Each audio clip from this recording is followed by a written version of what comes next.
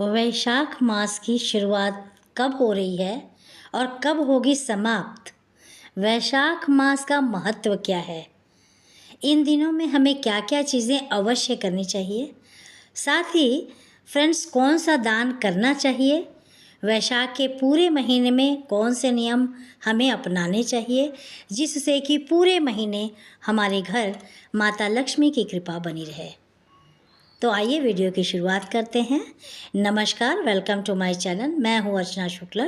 भजन लोकगीत चैनल पे आप लोगों का बहुत बहुत स्वागत है। दोस्तों, वर्ष 2025 में वैशाख का महीना 13 अप्रैल से शुरू हो रहा है। वैसे तो 12 अप्रैल से ही शुरू हो जाएगा, क्योंकि जो चैत्र पूर्णिमा है उसी दिन के प्रतिपदा से वैशाख महीने की शुरुआत हो जाएगी और 13 मई तक यह पूरा एक महीना वैशाख का रहने वाला है। वैशाख का महीना अपने आप में ही बहुत शुभ और पुण्यदायी माना जाता है। भगवान विष्णु का प्रिय महीना माना जाता है।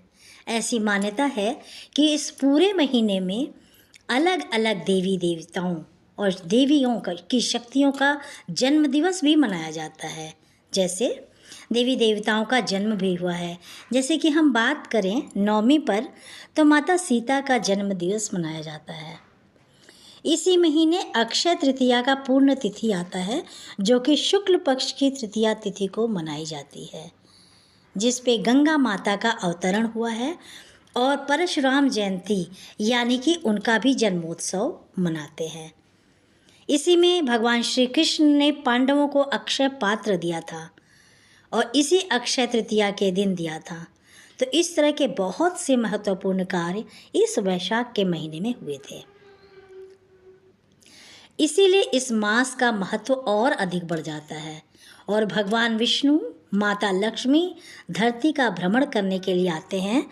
और दोस्तों, जैसे कि गर्मियों का सीजन शुरू हो रहा है, तो गर्मियों में गंगा स्नान करने की अपनी ही महत्वता है, बहुत महत्व माना गया है। वैसे तो गर्मी और सर्दी का कोई मतलब नहीं होता। अभी अभी माघ के महीने में गंगा स्नान का बड़ा महत्व था। कुंभ का मेला लगा हुआ था प्रयागराज में।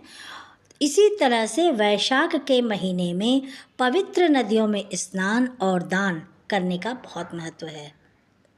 देखिए, आपको पता चल ही गया होगा कि 12 अप्रैल से आप मान कर चलें कि वैशाख का महीना शुरू हो रहा है, ठीक है। और पहले ही दिन से आपको पवित्र नदियों में स्नान करने का संकल्प ले लेना चाहिए। और एक संकल्प और लेना है कि संध्या के समय अपने मुख्य दरवाजे पर दीपदान, जैसे आपके मीठे दिए का दीपदान करना चाहिए, जो आप 13 अप्रैल से भी स्टार्ट कर दीजिएगा, कर सकते हैं। अपने मुख्य दरवाजे का हो सके तो सवेरे और सुबह सवेरे ब्रह्म मुहूर्त में उठकर धुलाई वगैरह करके, यदि इतना नहीं कर पाते तो संध्या के समय एक मीठा दीपक अवश्य लगाना है।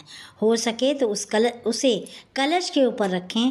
कहते हैं कि मुख्य दरवाजे पर यदि जल से भरा पात्र होता है तो हमारे घर में नकारात्मकता प्रवेश नहीं करती। जल वहीं सोख लेता है, जल वहीं पर उसको सोख लेता है। इसीलिए मुख्य दरवाजे पर पहले के समय में लोग कलश में जल भर कर रखते थे। और आज हमारे घर में बारात का आगमन होता है तो कलश लेकर महिलाएं, कन्याएं स्वागत के लिए खड़ी रहती हैं। और इसीलिए मुख्य दरवाजे पर कलश और दीपदान का बहुत ही बड़ा महत्व है। तो आप सुबह सूर्योदय से पहले दीपदान कर सकते हैं, संध्या सूर्यास्त के बाद दीपदान कर सकते हैं, और यह एक नियम तो आपको लेना ही चाहिए। दूसरा, वैशाख के महीने में यदि आप किसी भी व्रत की शुरुआत करना चाहते हैं, जैसे कि हफ्ते में गुरुवार का व्रत रखना है, शुक्रवार का रखना है, वैभव लक्ष्मी का व्रत करना है, सोमवार का व्रत करना चाहते हैं, तो उस व्रत की शुरुआत आप कर सकते हैं। ये महीना बड़ा पावन है। इस महीने में सत्यनारायण व्रत की कथा की शुरुआत भी आप कर सकते हैं। वैसे तो चैत्र पूर्णिमा, हर पूर्णिमा पर सत्यनारायण भगवान की कथा सुननी चाहिए। किसी विशेष मनोकामना के लिए नित्य पूर्णिमा पर आपको नियम लेना चाहिए। 32 पूर्णिमा, 21 पूर्णिमा, 11 पूर्णिमा का संकल्प लेते हुए आपको इसे नियम से करना चाहिए। तो हम जिस चीज़ का संकल्प कर लेते हैं उसे बीच में खंडित नहीं करना चाहिए, उसका ध्यान रखना चाहिए।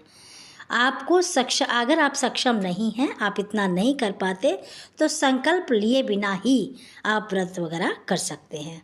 जब आप कहीं जा रहे हैं, कोई असुविधा हो तो बीच में छोड़ दीजिए, कोई आपको प्रॉब्लम नहीं है, ठीक है। और वैशाख के महीने में यह वृक्ष अपने आप में ज़रूर लगाना है, हो सके तो घर में लगाइए। आप किसी पब्लिक प्लेस में भी लगा सकते हैं। बेल का वृक्ष, कौन सा वृक्ष? बेल का वृक्ष। जैसे बेल का फल इस महीने आप जितना सेवन करें आपके लिए हितकर है, और जितना दान करेंगे उतना ही हितकर है। तो वैसे जब भी आप कोई नया फल, नई सब्जी लाएं तो ज़रूर दान करें और उसके बाद ही खाएं। यह आपके घर में नियम जरूर होना चाहिए। इससे बरकत होती है और इससे माता लक्ष्मी की प्रसन्नता आप पर बनी रहती है। तो दोस्तों, बेल का फल इस महीने बहुत मिलता है, आप इसे लेकर आएँ। जो बीज उसमें से निकलता है उसको आप अपने गमले में ज़रूर रोपें।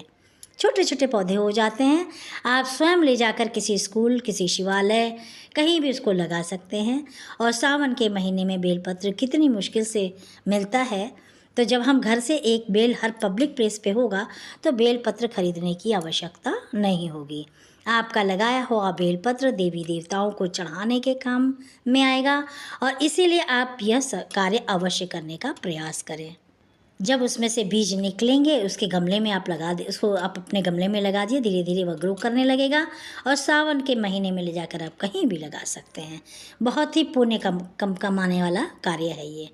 तो दोस्तों, पेड़ पौधों की बहुत कमी हो जाती है, हम लोग अपने घर तक ही सीमित हैं, अपने ही सुखों को बढ़ाने में लगे हुए हैं। तो हम लोगों को समाज के लिए, दूसरों के लिए भी कुछ काम करना चाहिए। तो आप इस तरह से छोटे छोटे कार्य दूसरों के लिए करना सीखें।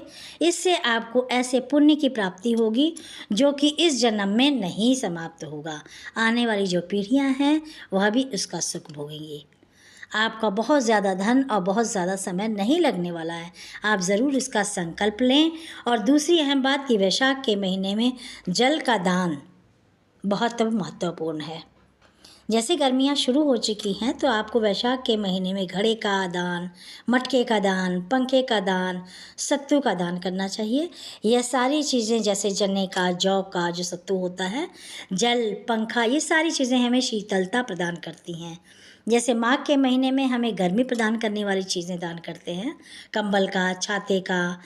और इस महीने में आप शीतलता प्रदान करने वाला जल से भरा पात्र, जलीय फल, रसीले फल जिसे आप कहते हैं, आम है, बेल फल है, मौसमी है, संतरा है, जितने भी जलीय फल हैं, खीरा है, ककड़ी है, उसका दान। और कुछ मिष्ठान, पंखा झलने वाला इलेक्ट्रिकल फ़ैन भी आप दे सकते हैं। जो आपकी सामर्थ्य हो, इस तरह से दान पुण्य आपको करना चाहिए।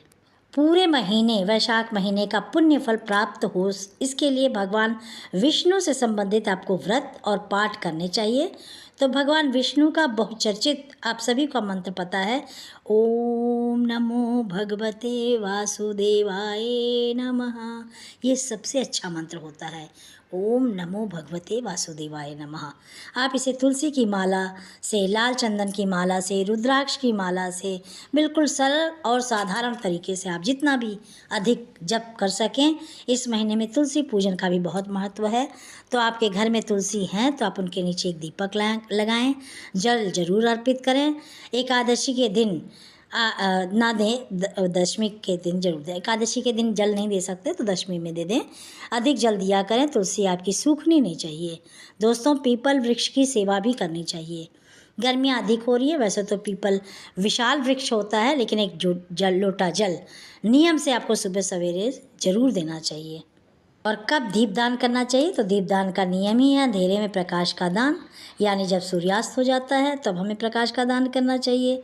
और किसी भी तिथि में, देखिए, पूजा आप कर रहे हैं तो अलग बात है, आपके घर में अगर पूजा हो रही है और आप अखंड मानस का पाठ कर रहे हैं तो, या कोई भी पूजा पाठ कर रहे हैं तो उसमें आप दीप लगाकर ही पूजा करोगे। लेकिन जब हम अंधेरे में प्रकाश का दान करते हैं तो हमें सूर्यास्त के बाद करना चाहिए, या सुबह जब सूर्य का उदय नहीं हुआ हो तो मुख्य दरवाजे पर या कहीं पीपल के वृक्ष पर आप दान कर सकते हैं।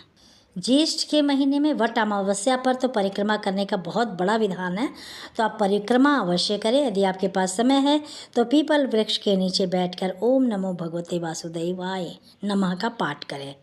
गीता के 11वें अध्याय का पाठ करें। विष्णु सहस्त्र नाम का पाठ कर लें, यानी भगवान विष्णु के मंत्र और पाठ पीपल वृक्ष के नीचे बैठकर आपको करना चाहिए। इस प्रकार हमें ध्यान रखना है कि अपने जीवन में 5 पीपल के वृक्ष आपको लगाने ही चाहिए। धन्यवाद।